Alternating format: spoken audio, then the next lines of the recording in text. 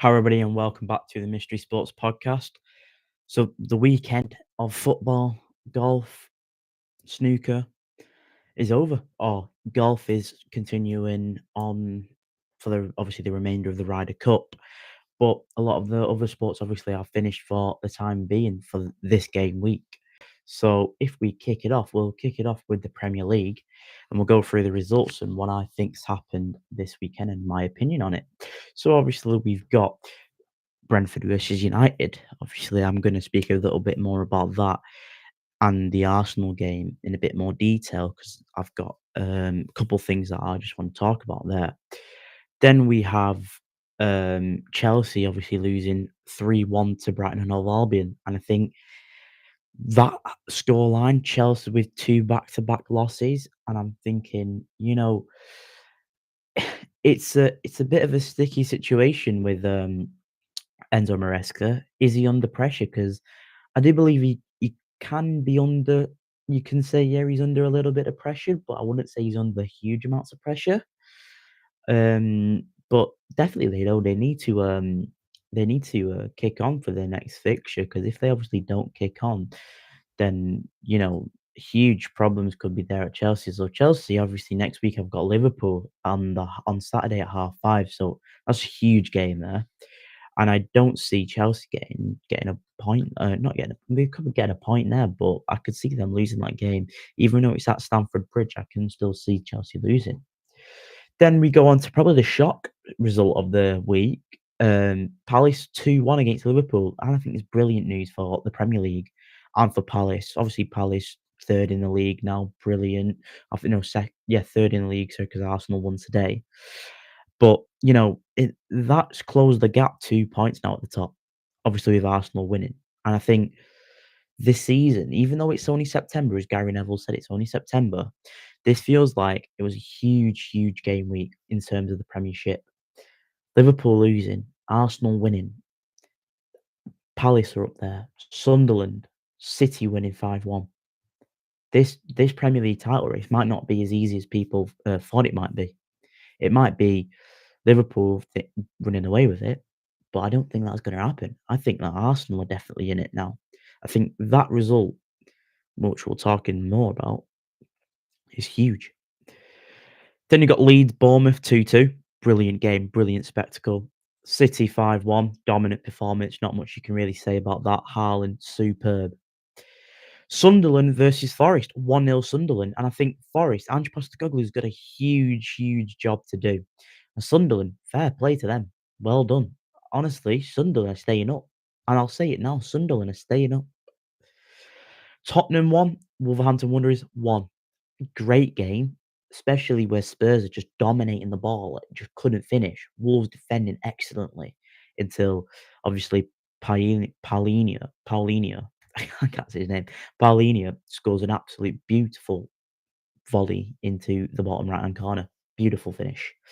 And then today we're going to the fixtures. So you got Villa versus Fulham. Villa get off the mark and win 3-1. I think brilliant performance there for Villa, getting that result there that they needed, and I think that was always going to happen. And then Arsenal 2, Newcastle United 1. Brilliant game. And then tomorrow we have Everton versus uh, West Ham United, who have got what's his name, Nuno Espirito Santos as their new manager. So I think everyone was expecting with Graham Potter as the manager of West Ham, it just to be an Everton win. Like, I mean, for me, I've got Tarkowski and Grealish in my FPL team, so I thought that they were going to just absolutely Everton were going to turn up and just dominate the ball, win the game comfortably. Obviously, David Moyes, ex West Ham manager, but now Nuno Espirito Santos is the new manager. I think the the game has got more to it than what it was just before. I think Everton can easily go and win this game, but West Ham have got a point to prove. And if West Ham could kick on now, I mean they've not had a training session. They probably trained a little bit and got to know Nuno Espirito Santos and his ideas. Then Everton could draw this game, and West Ham could possibly nick it. I think West Ham could nick the game. I think the game definitely isn't going to be as straightforward as people would have first anticipated, and now it's going to be Everton probably struggling, or not struggling, just not winning as comfortably as we everyone thought that they would. But yeah, so let's get on to it now. Obviously, today, the Super Sunday half four kickoff game was Arsenal versus Newcastle, 2-1 to Arsenal. What a brilliant game of football. The fans, amazing. The players from both teams, amazing. Gabriel, amazing. Saka looks back to his norm, well, not to his best, back to full fitness. Bruno Guimaraes, brilliant. Joel Linton, brilliant. And you know what? 2-1, I think is probably was harsh on Newcastle. However, Arsenal, the way that they've come back from the 84th minute to go and win it 2-1, and as Gary Neville said on Sky, champions go and win this game. And what did they do? They go and win the game. And do you know what? Hands up, hands off to him. Like, two brilliant headers, and Nick Pope was fantastic in the game. He was my man of the match. Fantastic.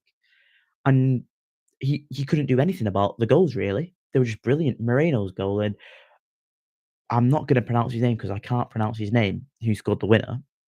Oh, wait, no. I do know how to say that. I just made myself look like a right fool.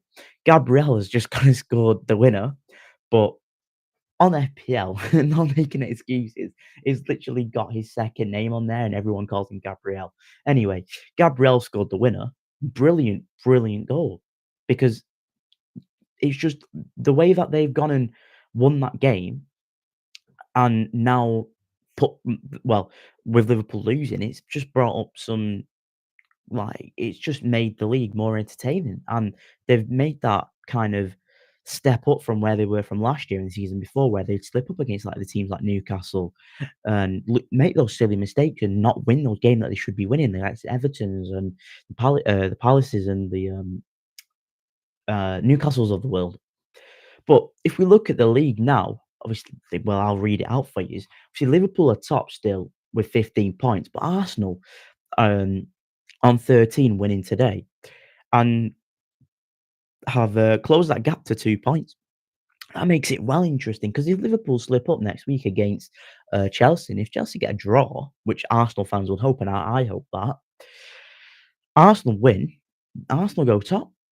And even if and Palace are 3 points behind them. So even if Palace were to win, they could go level on points. Um, and it just makes that title race so much easier, not easier, but so much more entertaining because you still got Tottenham and Sunderland, Bournemouth on 11 points. I mean, Sunderland, wow, just amazing. Sitting fifth in the league is brilliant. But if they keep like getting those points and nicking results away, I think anything could happen in this. I'm not going to say Sunderland are in the title race. No way that they in there. I mean, even Man City as well coming back into it. Obviously, 10 points. The 1 point off six or joint fourth, as we could say. I think it the title race and this kind of battle for the Premier League is quite interesting. And I feel like when people are like Mark Goldbridge, for example, saying that the Premier League gets boring. I mean, yes, at some points it may get boring where you're like, "Oh, yeah, you just knew City were gonna win the league, whatever," or Liverpool will go and run away with it. However, I think this weekend has the Premier League kind of just proven to Goldbridge that it is an interesting league because currently you've got 8 teams, yeah, who could go and challenge for that title because they're all within 3 points of top, right? And then even then, it might not be for the league title, but you've still got the Champions League places, and if the English teams do well in Europe, then that goes 5th place, it becomes Champions League, and then obviously there's more European places, so it just makes it a bit more entertaining. And when you've got the likes of Palace, Sunderland, Bournemouth, Brighton, Fulham, Leeds, possibly Everton, and you've still got Newcastle and Villa there, you've got them there, and they're making those places for the European spots more entertaining and obviously more difficult for people to get. Like United, for example, even though we're 14th, right, and on sitting on 7 points, if we were to win our next game to go on 10, we'd go 7th.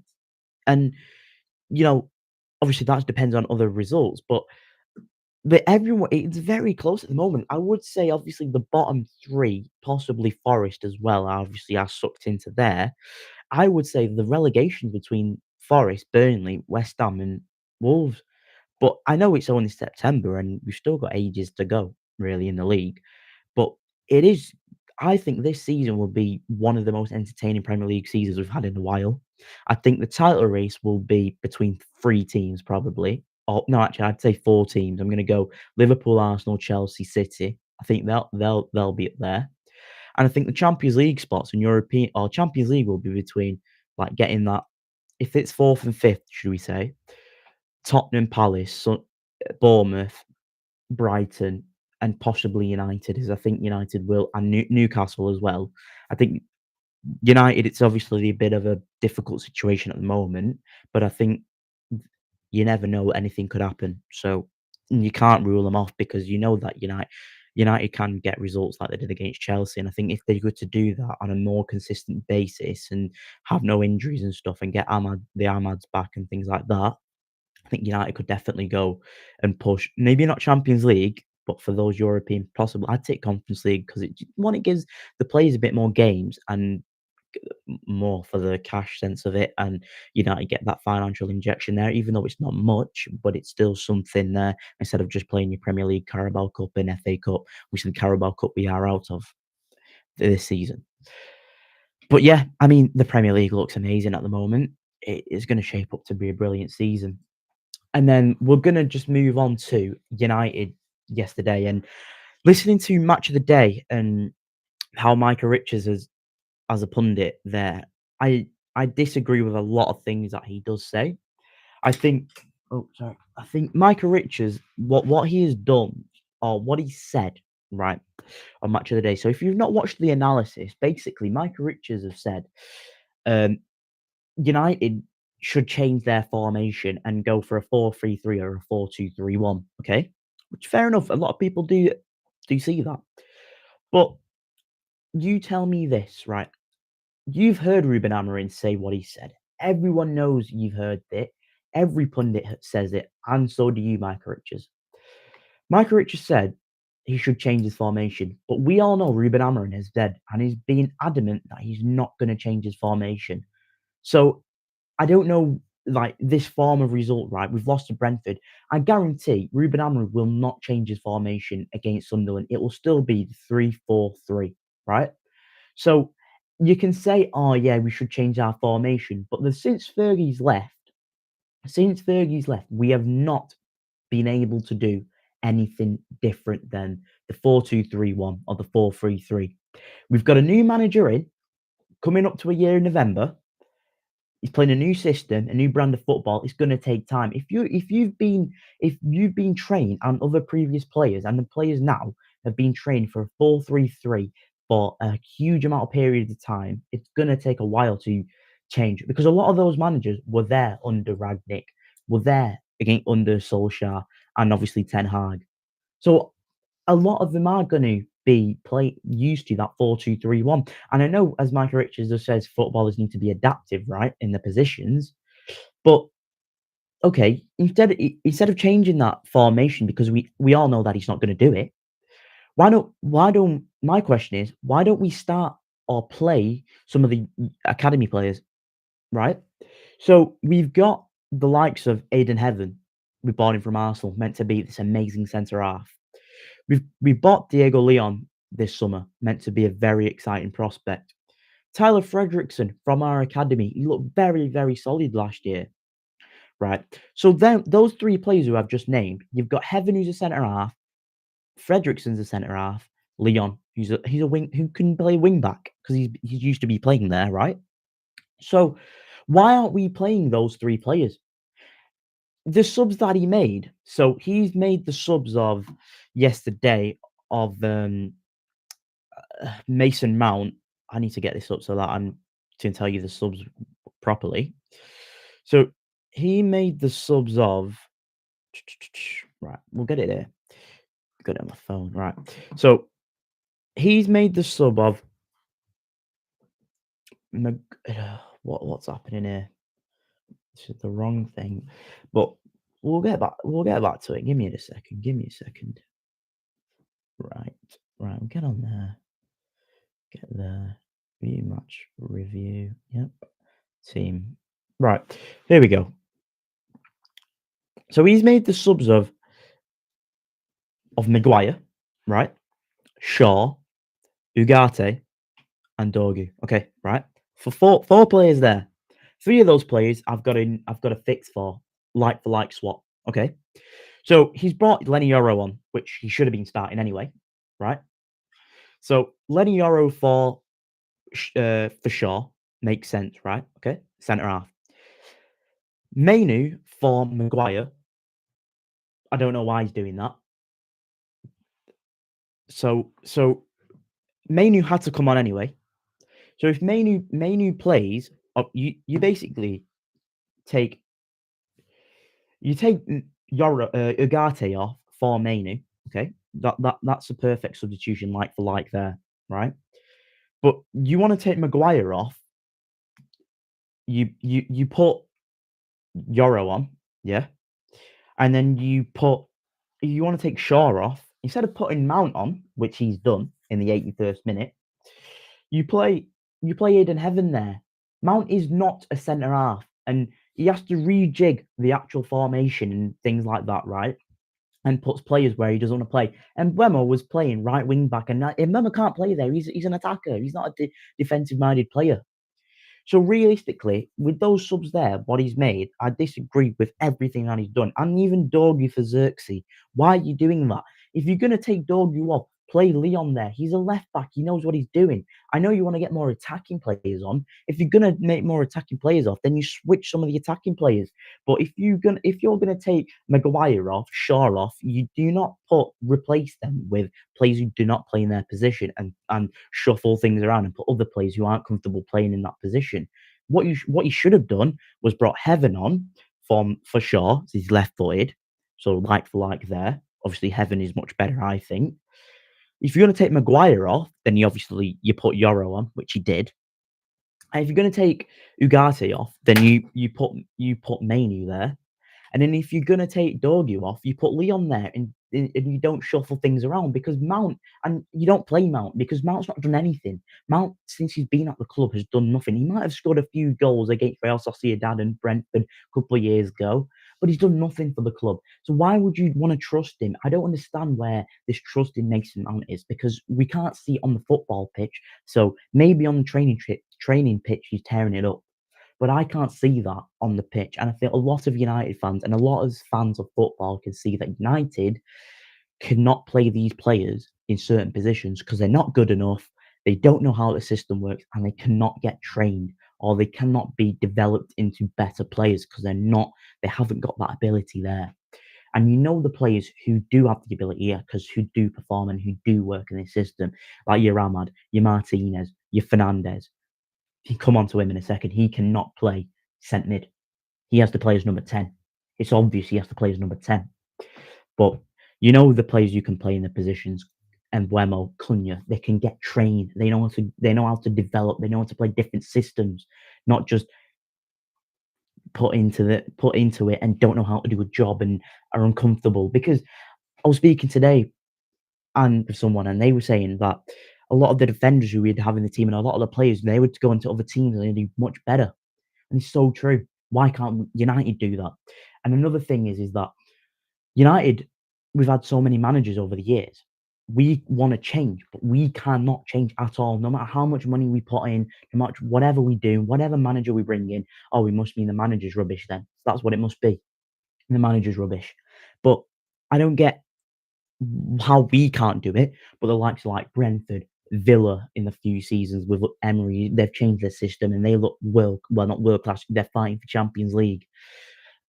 Brentford with Thomas Frank, now Spurs with Thomas Frank. They've changed their style of play. They look great. Spurs with under Ange Postecoglou, like they had a system. They could play this system. It didn't work out, but they managed to win the Europa League. Now they're sat in the Champions League. So you've got those teams there. But United, we've had Van Gaal, Mourinho, Ole, Ten Hag. We've all tried to do something or change something, but it's not worked. Like Ten Hag adapted because he wanted to try play his style of football, but it couldn't, and it failed ultimately. So we, as United fans, just default and go and say, "Look, oh yeah, the manager must be shit." That's what it is. That's exactly what it is. But then other teams can do it. The only thing I have for Amorim, and where people today the United board have said that they're full faith in Amorim and they're going to give him a season, right? Which I think is totally fair. You have to give a manager a season to at least prove something. And if it is comes to end, if we're relegated, like in relegation, I'm really serious, then he has to go. But if we're fourth, 14th, round about there, 10th, whatever, then I feel like you've got to give him time because it's just that time that you have. Like Arsenal were there when they had Arteta for this 6 years, right?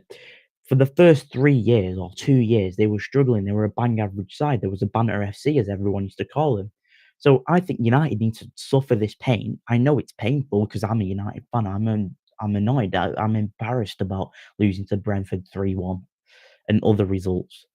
But we might just have to sit through this pain and then just go and develop and give him time. Let him get the players in who he needs to. Let him have that kind of that 5-year period that he needs maybe to try and do something. Because look at Arsenal now, the past 3 years, they've been challenging for the league. Obviously, they've come up short, but they look like a great side and they look like a champion.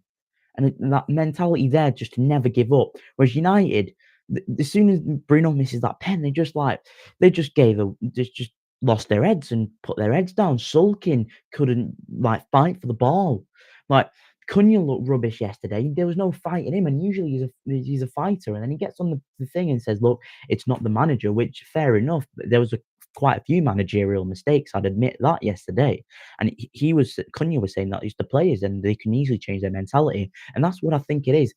The mentality of the players is shocking. The men That's a huge side of it. Because even Lisandro Martinez said it last year, and I remember this. I'll never ever ever forget this from what Lisandro Martinez said. So a BBC reporter said to him, "How come you're playing this good this week, but then last week you were playing so bad against Forest?" And the game that he was referring to is the Liverpool 2-2. And Lisandro Martinez said it's mentality. The mentality is a huge thing in football. And if you don't have that mentality there, you're not going to go into games trying to win. And he knows that mentality as a United player is everything that you need. Because if you don't have that, then you're going to fall to pieces. You're going to be a rubbish player. You can't carry the weight of that shirt. So, yeah. So I think there's a lot to do here. And, you know, we need to give it time. And I remember before listening to something and, like, I'm backhammering, right? And it's all on hypotheticals really, but the facts are that we're rubbish. We've played 35 games in the league and lost 17. I mean, that's dreadful. That's relegation. So, it's only gonna get worse, I think. So, we'll see what happens. And if United decide to sack him, just don't replace him with Gareth Southgate because you replace him for Gareth Southgate, flipping heck. I know he might have done well at England, but he didn't win anything. His style of football's rubbish. He doesn't know what he's doing. He probably can't even handle the egos that there are in the room. He'll probably make Maguire captain again, and Maguire will go rubbish, and all the English players probably will start every flipping game, which is probably an ideal thing. Mason Mount will be starting more than every game. Mateus Cunha probably won't even play, and yeah, I just don't want to see Gareth Southgate in that dressing room and in that dugout because that would probably be the end of me if I see Gareth Southgate there. But yeah, right, moving on. Let's get away from football. Let's go on to a different sport. Um, the Ryder Cup. I mean, this is a bit of positive news. Europe are absolutely dominating US at the moment. I think everyone knew that. I mean, Lewis said it in the other day on the live chat that they're just going to dominate them, and they're 2 points off a fifth away win in the Ryder Cup. And I think it at the moment the US have kind of won back a little bit of control at the moment in the singles. So I am watching it live right now. Um, but I mean, there's still quite a few holes to go. They're only on hole 14. They've got 4 more holes left, and I think anything can change really because it's not like a lot of them are like like massive leads ahead. So like for example, Young versus Rose. Young's only one shot up, so anything can happen there. Then you've got quite a few of them tied. So McElroy is tied. Thomas and Fleetwood are tied. I mean, DeChambeau is two down against Fitzpatrick. So um, anything can happen there. I mean, we know how good Bryson DeChambeau is. And then the only concern I have is John Rahm is three down. Um, but I do think that the others can definitely get back into it because it's not it that some of them are tied and some of them are only a few shots behind. Really, I mean, McIlroy's on here now, hole 14, par three, and I think he made a decent shot. To be fair, for par, I probably would have wanted a bit better from him. But you know, we'll it's Europe are going to win it. Like it's probably an inevitability now that Europe are going to win. But yeah, right. We've got WSL action that happened last today. So we've got Arsenal drawing 1-1 to Villa, Man City winning 4-1 against London City, Tottenham beating Leicester 2-1, United winning 2-0 at Liverpool, Brighton winning 1-0, West Ham losing 4-0 to Chelsea. I mean, brilliant result for United. More than more than brilliant result there. I mean, if we look at the table now, so Chelsea 4 wins from 4, still unbeaten, 12 points. United still unbeaten, 3 wins, 1 draw on 10 points. City, Tottenham, and Arsenal. No, City and Tottenham, should I say, are all 1 point behind United there, and Arsenal fifth on eighth. I mean, brilliant really from United getting that win. Chelsea doing Chelsea things. City winning, obviously getting their goal difference up.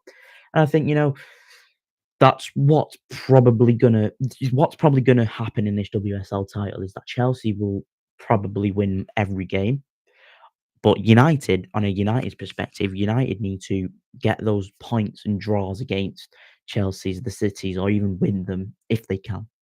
And obviously next weekend we've got Chelsea versus United on Friday at um 7:30 on Sky Sports. So definitely tune into that. If definitely, even if you're not into women's football, you can just what if you watch that game? It will be a brilliant game of football there. And then we'll go on to a bit of the snooker. So the British Open has been going on for the past couple of weeks now, and it has come to the final time to conclude the British Open. So at the moment, McGill and Shaw Murphy are in the final. So if I just go on the results here and tell you what's been happening, really. So we'll go from we'll call it a final stage. So you had Shaw Murphy versus Mitchell Mann, and Shaw Murphy walked through there, 5-1 win there. And then Mark Selby went through and beat Mark Williams 5-3. John Higgins beat Lewis Heathcote 5-2, and McGill won against Stan Moody 5-3.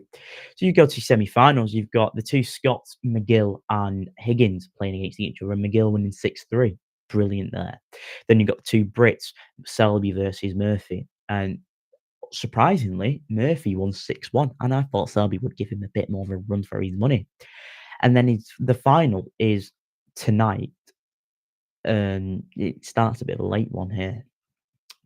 Murphy versus McGill, and I think Murphy will win. He's been on form recently. He's won 2 of the last 4 competitions or major competitions. So I think that Murphy will win this quite comfortably, I should say as well. So yeah, that is pretty much it. Oh yeah, we'll just round it up on Rochdale Women. So obviously they won 9-2 against Wigan Athletic Ladies today. Brilliant performance from the whole team really, and I felt the entire performance for Rochdale Women was fantastic.